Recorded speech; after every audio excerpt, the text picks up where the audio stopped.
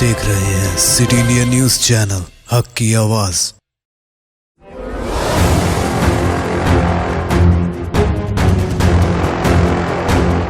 Rajendra Nagar मिलारदीपल्ली police station हुदूद में वाक़ Durganagar junction पर एक खौफनाक हादसा पेश आया है, जिसमें एक एक्टिवा सवार तेजी के साथ आ रहा है और बेकाबू होकर सड़क के बीचों बीच मौजूद बरक़ी खंभे से टकरा गया।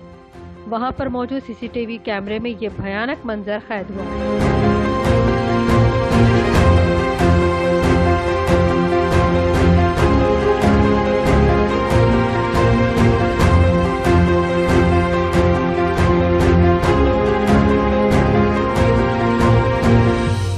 दोस्तों, अगर आपको हमारी न्यूज़ और एंटरटेनमेंट तमाम प्रोग्राम पसंद आते हैं तो फिर लाइक करें, शेयर करें और सब्सक्राइब करें।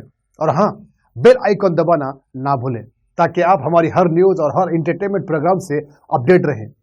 देखते रहिए सिटी इंडिया न्यूज़, हक की आवाज़।